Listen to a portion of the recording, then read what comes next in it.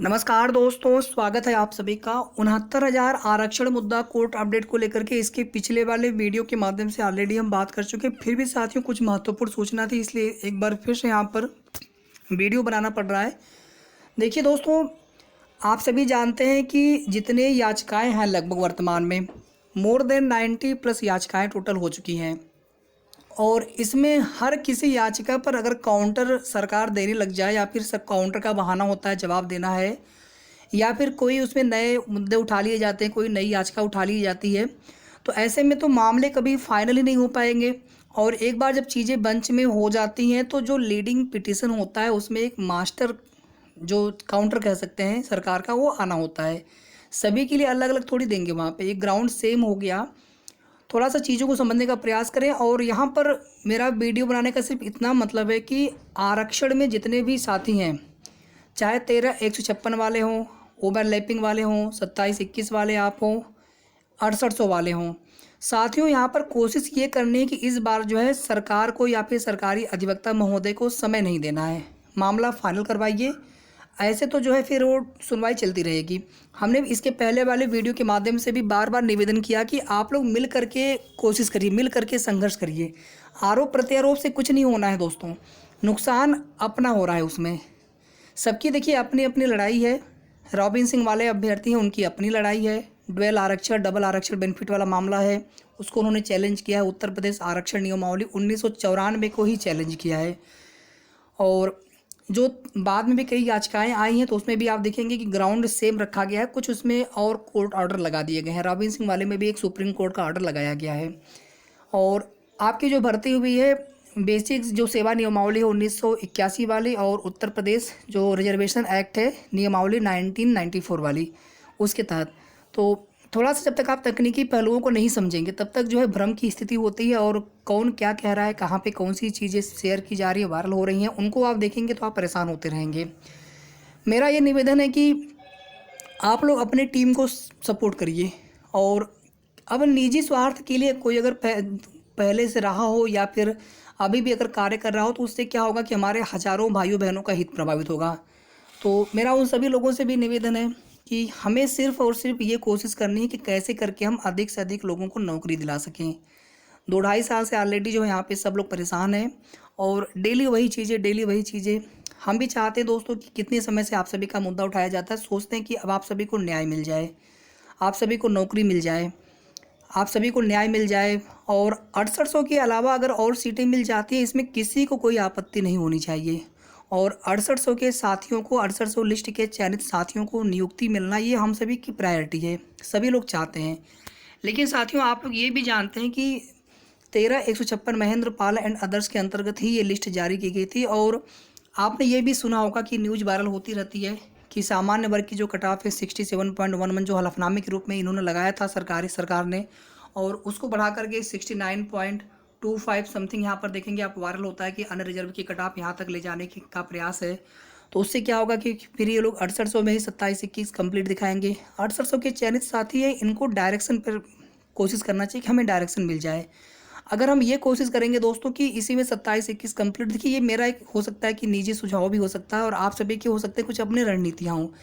सिर्फ मेरा एक निजी सुझाव है, मैं बिल्कुल भी ये नहीं कह रहा हूँ साथियों कि यहाँ पर आप इस प्रकार से करिए। और कभी भी आप ये ना सोचें कि नहीं मैं किसी का ही बिल्कुल केवल पक्ष ले रहा हूँ, बाकी से कोई मतलब नहीं, ऐसा नहीं होता है। 6800 की जब लिस्ट आई थी तो बहुत खुशी हुई थी साथियों कि आप सभी की एक लंबी लड़ाई के बाद कम से कम 6800 की लिस्ट आई तो सही। नहीं तो पहले तो ये लग रहा था कि सरकार एक भी सीट नहीं देने जा रही है, पहले ऐसा लग रहा था कि ये गवर्नमेंट एक भी सीट नहीं देगी। लेकिन देखिए 6800 की सीट आई, 6800 की लिस्ट आई ओबीसी एससी की। और अभी भी आप देखेंगे कि लगभग 1000 के आसपास एससी के साथियों को और सीटों की आवश्यकता है, हालांकि चाहिए ज़्यादा, लेकिन उसमें जो एनालिसिस किए जाते हैं लगभग 7 से 8,000 अगर सीटें यहाँ पर और मिल जाएं कम से कम। और वैसे तो 18,988 की बात होती है, तो 18,988 के अंतर्गत लगभग जो है 12,000 से भी ज़्यादा सीटें यहाँ पर और चाहिए। लेकिन 7 से 8,000 की जो वैलिड मांग है उसके पीछे का तर्क है, ये हम आपको तकनीकी जो भी उसमें चीज़ें हैं, न्यायिक पहलू हैं, वो आपको बता चुके हैं और आप लोग चीज़ों को समझते भी होंगे। वही एक ही चीज़ आप देखेंगे रोज़ जो है आप सभी को उसमें अलग अलग ग्राउंड या जो भी उसमें अलग अलग महत्वपूर्ण अपडेट्स होती हैं आपको बताई जाती हैं। तो इतना साथियों आप सभी को स्वयं जो है अपने संज्ञान में लेकर के चीज़ों को समझना होगा और 25 अप्रैल को जो कोर्ट में सुनवाई या जो आर्गूमेंट की जो दिशा ऐसी होनी चाहिए कि या तो 25 को ही मामला फाइनल हो जाए या फिर उसके बाद जो है रेगुलर हियरिंग करा करके जल्दी से जल्दी सभी मामलों को फाइनल करा लिया जाए। और जो लीडिंग पिटीशन है उसके फाइनल होते ही बाकी सभी जो याचिकाएं हैं वो डिसाइड हो जाएंगी।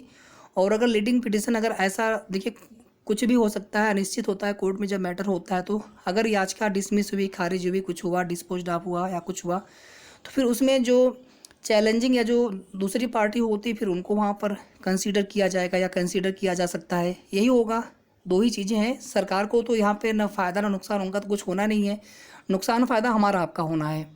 तो गवर्नमेंट कभी आप देखेंगे कभी स्टे वैकेशन की न्यूज़ आती है, कभी प्राइवेट काउंसिल की, ये सब चीज़ें साथियों ठीक है अपनी जगह पे। 25 तारीख को दिखना चाहिए ना कि हाँ गवर्नमेंट हमारे साथ न्याय करना चाहती है और उचित पैरवी करवाना चाहती है। शिक्षा मंत्री जी ने बयान दे दिया, लेकिन अधिकारियों के माध्यम से चीज़ें आनी भी तो चाहिए, सरकारी अधिवक्ताओं के माध्यम से। अगर वो नहीं आए तो फिर हम क्या करेंगे? फिर उनके भरोसे हम बैठे रह गए, फिर से हमें नेक्स्ट हियरिंग डेट मिल गई मई लास्ट की, तो क्या करेंगे फिर हम लोग? अभी इंतज़ार कम नहीं हुआ है, बहुत ज़्यादा इंतज़ार हो चुका है। और जितनी जल्दी हो सके साथियों अब मामले को फाइनल हमें करवाना चाहिए। और सभी टीमों से हमारा विनम्र निवेदन है कि अपने किसी भी तरह की निजी स्वार्थ, निजी जो मतभेद हैं उन्हें भुला करके, उन्हें एक साइड में रख करके हमें संगठित होकर के हमें एक दूसरे का सपोर्ट भी करना चाहिए और एक दूसरे के जो मांग है, संघर्ष है, उनके जो लड़ाई है उनकी न्याय की, उसका भी सम्मान करना चाहिए। ऐसा नहीं कि आरक्षण मुद्दे पर अभ्यर्थी हैं तो 6800 का विरोध करें, नहीं 6800 का हम सम्मान करें। 6800 वाले छात्र, तो उन्हें भी इस बात को समझना चाहिए कि हजारों छात्र धूप में गर्मी में कहाँ तक संघर्ष किए, आयोग टीम ने संघर्ष किया, कोर्ट वाले अभ्यर्थी वो अलग संघर्ष कर रहे थे, धरना दिया गया, सभी लोगों का अपना योगदान है। तो अगर यहाँ पर कुछ सीटें और मिल जाए तो फिर किसी को क्या आपत्ति हो सकती है? बाकी सरकार का डिसीजन है। कोर्ट में आप सभी जानते हैं कि याची लाभ वगैरह की स्थिति भी तब बनती है जब वहाँ पे गवर्नमेंट फेवर में होती है।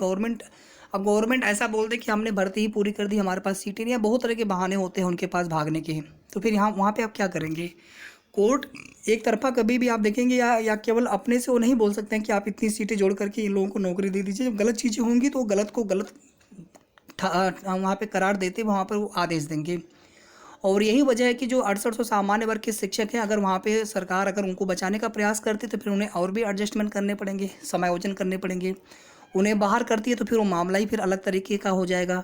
अलग तरीका का मतलब फिर वो लोग भी कोर्ट की न्याय की लड़ाई फिर क्या कोर्ट में जाएंगे, वो सब चीज़ें चलती रहेंगी। लेकिन यहाँ पर आपका मामला फाइनल हो जाए, आपकी जितने भी पिटिशन्स हैं कनेक्टेड सभी डिसाइड हो जाएं तो ज़्यादा अच्छा रहेगा। बाकी बाद में कौन कौन से नए नए मामले आते जाएंगे उन्हें आने दीजिए। अभी हमें पूरा फोकस ये करना है कि किस तरह से हम लोग अपने मामलों को फाइनल करवाएं।